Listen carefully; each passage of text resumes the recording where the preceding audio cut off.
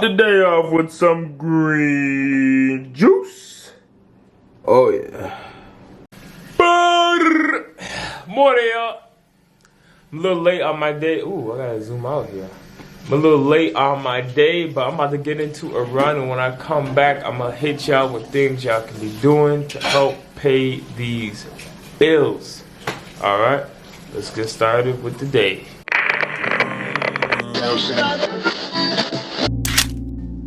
God damn, boy. Yo, what is good, yo? Happy Monday, happy Monday. As promised, I just want to drop a couple things for you guys. Really, the things you guys should know already. They're so popular that unless you've been living under a rock, you know about them. But it's just a couple things to help you out during this pandemic process. Hopefully it helps in everything that I'm about to list. At least the first 5 things of stuff that I'm doing right now, today, literally, in the process. The first one, as you guys know, I drive Uber, Lyft, and rideshare, and everything like that. Right now, those are slowed up because the demand is it's too slow. People are not leaving the house, right? So there you go. That cuts off a lot of your lifeline for driving. Mostly now, what you get is hospital workers, healthcare workers, and maybe people who drive trucks. Those are the usual clientele that I've had, and I have myself slowed up with driving because the risk of getting sick and just being exposed to it, because you're being exposed to everything they've been exposed to the whole day. It's been too high. I've had people like coughing in the car and stuff like that. They roll down the windows. Excuse me.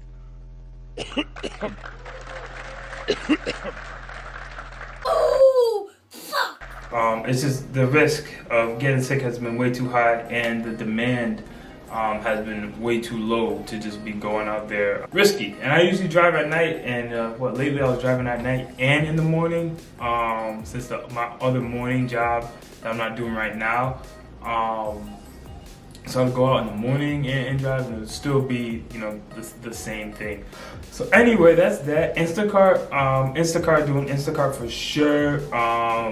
Kind of new to it, but I like the process so far. Do that same feel of like rideshare and Lyft and Uber, that work when you want kind of feel. I figure you get out as early as possible, and you can basically control your day, and you don't have to hunt for wages as much as if you get out later and you're just going for the biggest bag you can get. What I realized with them, I didn't know about their tip thing. So basically, Instacart pays you to do a shopping gig. That's one fare, and then your tip is another fare, and then they create the batch prices. So you'll see the batch prices, and obviously a lot of people want to go for the highest one, because why would you not? Usually range from about $9 to $20 to $30. I think 30 is the most I've seen. So $30 per like shopping job, but that's comprised of the Instacart payment that they'll pay out, and the tip payment. And you only get the tips every Monday. So if you had, I don't know, maybe like 5 or 6 orders you did in one day, and let's say they were each about 20 something a piece, you would probably be going home with about $50 something, because you'll only be getting paid like $11 each time or $10 each time, and then all your tips, which would be the other half of that money, you'll get next week Monday. So I found that out. That part I didn't really like too much, but I got the tips, so I'm more at ease with it. So that's that. eBay is something I've been doing for a while. eBay is pretty good because it's just stuff that you can just sell around the house, just like shit that you have laying around. You can literally like take photos of it, take good quality photos, and sell it. Just get it out of here. And I think the only thing about eBay, sometimes they give you an invoice. That varies on how much you sell and the quality in which you sell. So if you're selling pretty good, they'll give you an invoice like $10 to $15 here and there that you'll have to pay.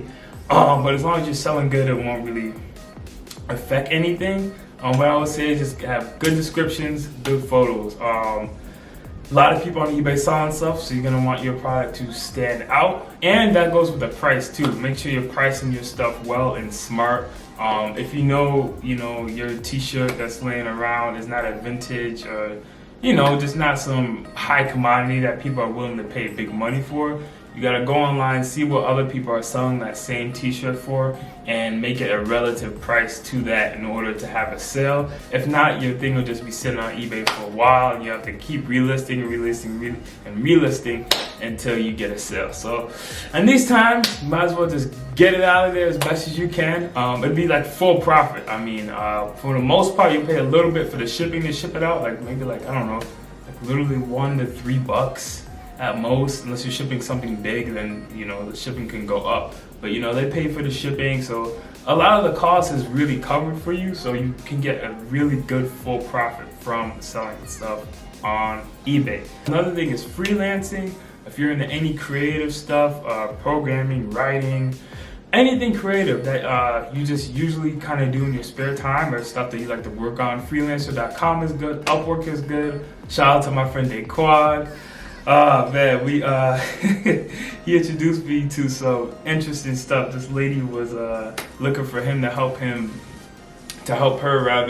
do her homework, and I was on the phone talking to him, and I was able to assist him. He cut me off a little piece of the pay. I think she paid him like $100. Cut me off half, so not really little. We split it in half.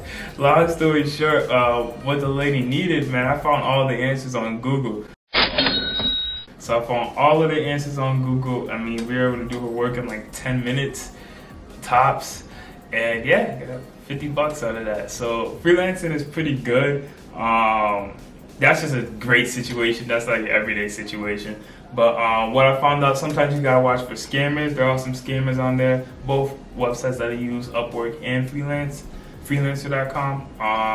Watch out for some scammers. It'll just seem fishy. They want to do stuff like outside of the website and stuff, so be aware of that. But that's the only thing I can say about it. Amazon, if you're looking for work, Amazon is hiring. They're doing some mass hiring right now, I know, for the warehouse and as well for delivery drivers. You see the delivery trucks going everywhere.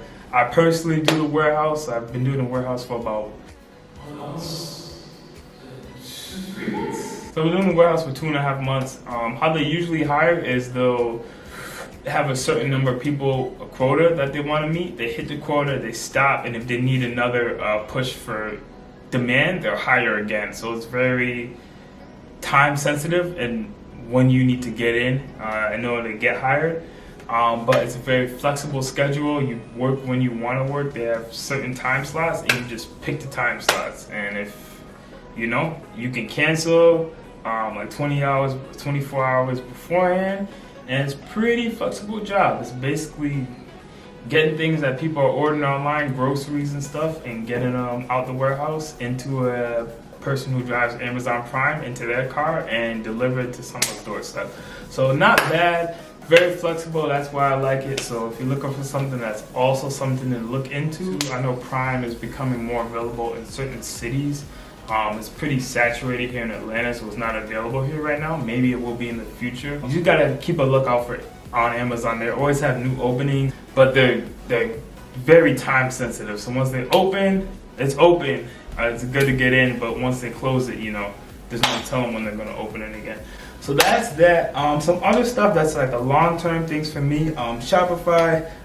You can go on YouTube and see a whole bunch of different drop shippers, techniques, everything that they have on, drop shipping and just like setting up your own Shopify website and selling products on there. Started it about a month ago. Just jumped into it. Didn't really have like a game plan.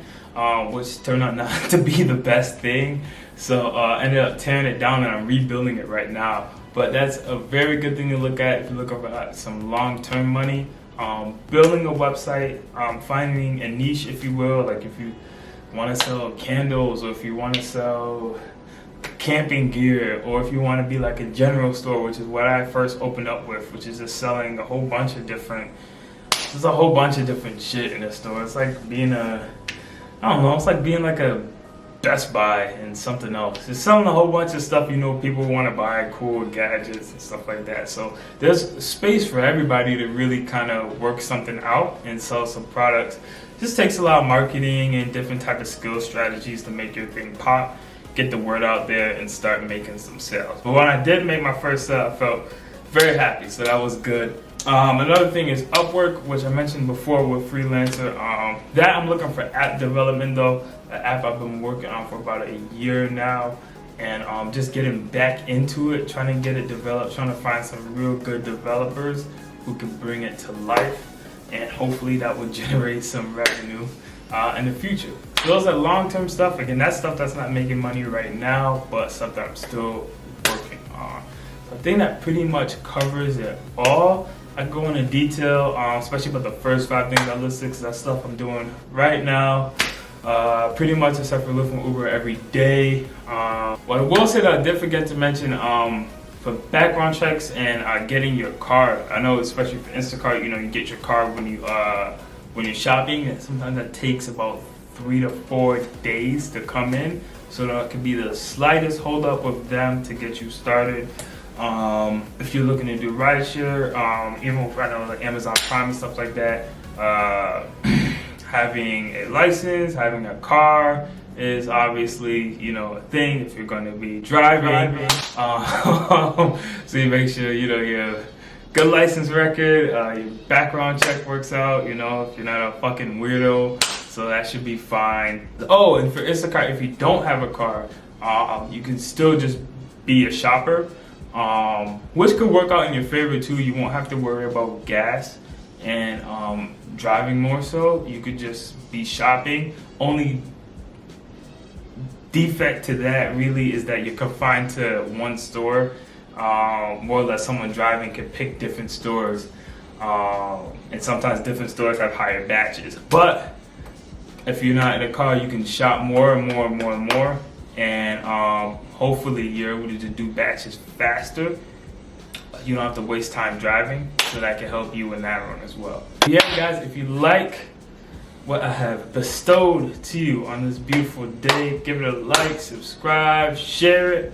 Share with your friends, your mother, your grandma, whoever. Stay safe out here in these crazy times with the virus, and I will see y'all soon.